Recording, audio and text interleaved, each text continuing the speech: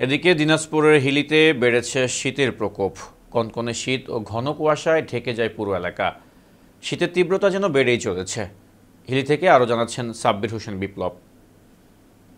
উত্তরবঙ্গের দিনাজপুর জেলায় কিন্তু আসলে শীতের প্রকোপটা অনেকটাই বেড়ে যায় বা বেশি আমরা অনুভূত হয়, ইতিমধ্যে আমরা জানতে পেরেছি।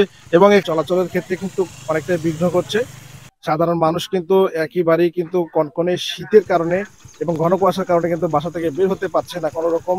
যদিও বের হচ্ছে, রাস্তায় যানবাহন কিন্তু খুব ধীর গতিতে এবং হেডলাইট জ্বালিয়ে চলাচল করছে, আমরা লক্ষ্য করছি।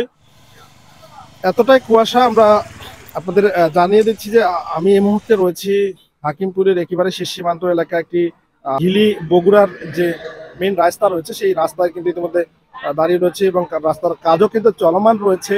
আমি দেখতে পাচ্ছি যে এই রাস্তায় যে যানবাহনগুলো চলাচল করছে সেগুলোকে খুব ধীর গতিতে এবং হেডলাইট জ্বালিয়ে চলাচল করতে হচ্ছে। আজকে প্রচুর ঠান্ডা এবং কুয়াশা, যার কারণে অনেক কৃষকরা কাজ করতে পারতেছে না প্রচন্ড ঠান্ডার কারণে।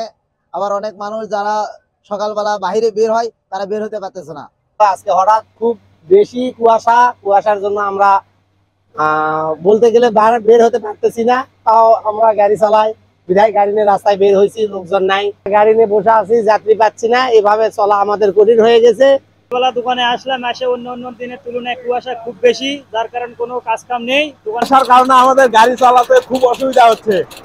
আমরা কিছু দেখতে পাচ্ছি না, তো কি করব, কাজ না করলে তো হবে না, কাজ করা লাগবে।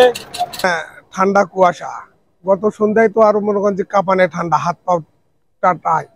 আর এখন পর্যন্ত দিন মজুরি যারা আছে ঠিক মতন মাঠে নামতে এখনো পারেনি। 10 থেকে 15 হাত পরেই আমার চোখের দৃষ্টির আড়ালে চলে যাচ্ছে, দেখা যাচ্ছে না কোনো রকম। একেবারেই কঠিন ঘন কুয়াশায় কিন্তু ঢেকে রয়েছে হিলি সহ দিনাজপুর জেলার আশপাশ এলাকার গ্রামগুলো।